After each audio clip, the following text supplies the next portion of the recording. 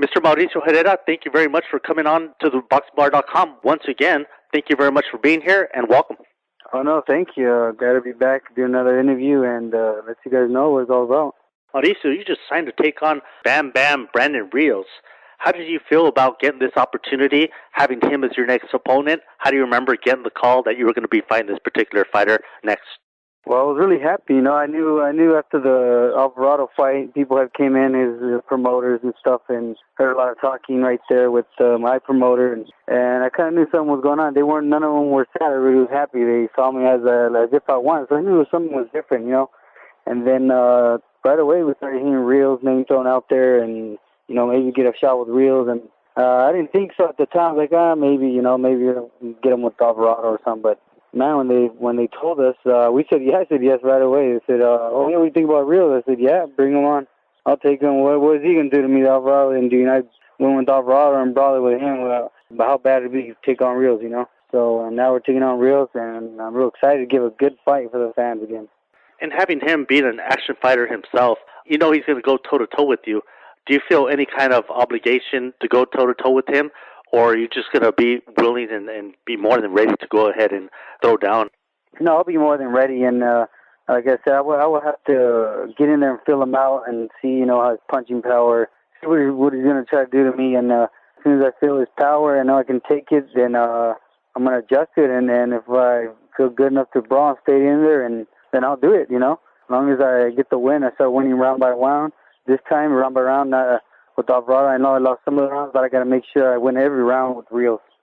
When you fought Mike Alvarado in his undercard of his last fight with Ricardo Abril, I told you that there was no losers in a particular fight the way you fought Alvarado. I mean, that was one of the fights of the year.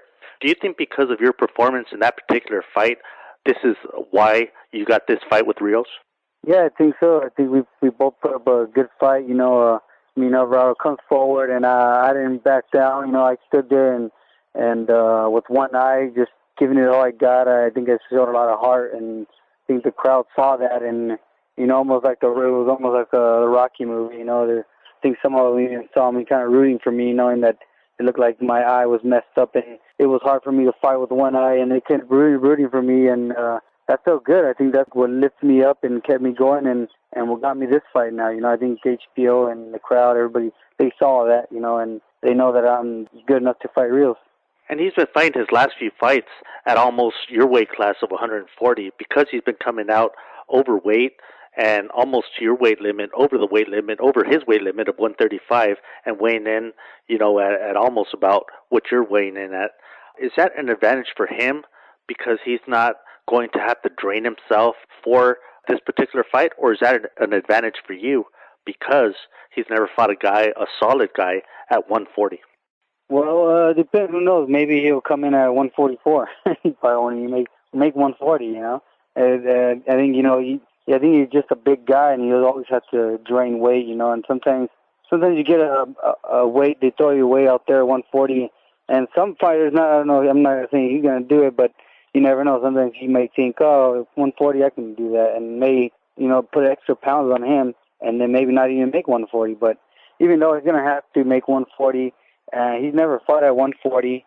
I fought up to 156, my first fight, 147, and then in between the 140 to 150. And so I fought the heavy guys, big guys, so I think I may have a little advantage, But Rios is big himself, but I think I'm going to be real solid, too, and with skill, so I think that's going to give him trouble.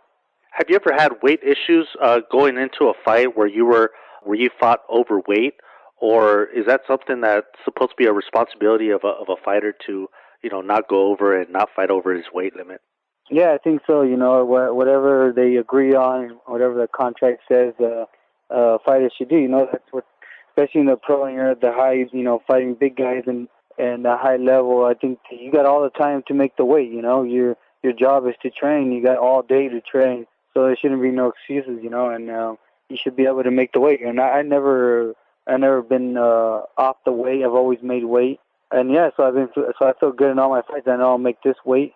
So yeah, I'll be ready to go. What would you say personally your advantages are over him coming into this fight? I feel that Just that I think I've been slick. I'm slicker than most of the guys he fought. I mean, almost like he had problems with the real, and that showed. That showed a lot about him. What he can do and can't. I know a lot of the guys that he fought would stand there and fight his game.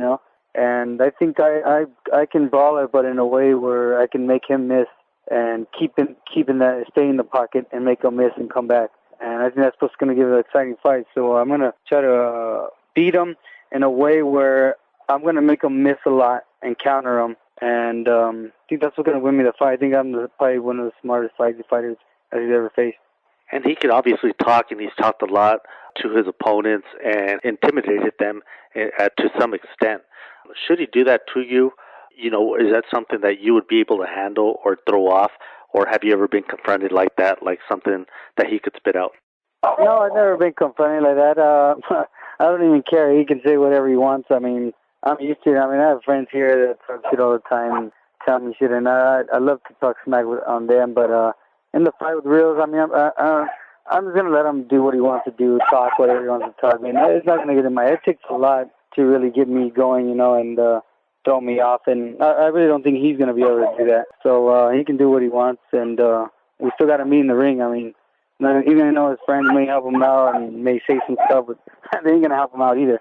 At the end of the day, he's going to be alone in that ring, so he better be able to back up whatever he's going to say. Is there any kind of preparation that you're going to do especially for him, because this is probably going to be one of your biggest fights, or are you going to prepare for this particular fight like all the other ones that you have as a routine? We're just going to change some stuff, but we're going to train really hard. We're going to train to throw a lot of more punches, be a lot more slicker, just in all areas of work, and working a lot of footwork. Nothing else matters but me training right now and just having reels, just thinking about reels, that's it. There's no other fight beyond this, like should you put in your head that you're going to beat Rios and go forward, you don't have any kind of predictions of what you would be up to should you go past this fight? Or are you going to leave it at this and say that you're not going to look past them and you're going to wait to see what happens at this fight? Well, you're saying if I beat Rios, would be next for me? Yeah, are you looking for something already beyond that, or are you just totally focus on this fight and wait to see what happens? Rios right now. I'm not thinking about nobody else. After the Alvarado, I was thinking about Rios. I just felt maybe that's the fight I was going to get. So I wasn't thinking about anybody else. And who knows, or maybe after Reels, whatever name pops up, then that'll stay in my head. But for now, it's Reels and focus on Reels only right now. And this is a big opportunity. I'm very grateful and happy, and I just can't wait to get in there and let the people see me. This new guy coming up that nobody really paid attention to, but they're going to be knowing my name, hopefully. I'm going to beat this guy. What's your motivation right now for this particular fight? Is there something that's motivating you, whether it be a particular person, your corner, a family member, or an event in your life? Is there something that's motivating you for this fight, or to wake up every morning and to run that extra mile for this fight? It's everything. I mean, it's my wife, my family. It's they're all just, and even the people, the fans. It's just, I feel after the Alvarado, I mean, it just, I seen the feedback I got, and that's all just pushing me. I'm just thinking of all that, of being a warrior and getting there and putting all my heart and soul and giving the crowd, one of the best fights they could ever see, and just for the love of the sport, all that is. I have a lot of motivation where I'll never die out. I think just thinking about all that and wanting to please everybody in the fight and pleasing myself and giving a really, really good fight, where people could talk about for a long time is what motivates me. And I have a feeling that you're going to surpass those particular feelings. And the way you fought the last time, amigo, I do have a feeling you're going to bring all honors to you, man. And I hope the best for you. And good luck to you, amigo. Oh, no, thank you. And, it's going to be a great fight. It's right after 4th of July, but I think the fireworks are still going to be going on, It's going to be good. So don't miss it. Thank you very much, Mauricio. And I hope to have you soon again, man. All right. No, thank you. Anytime.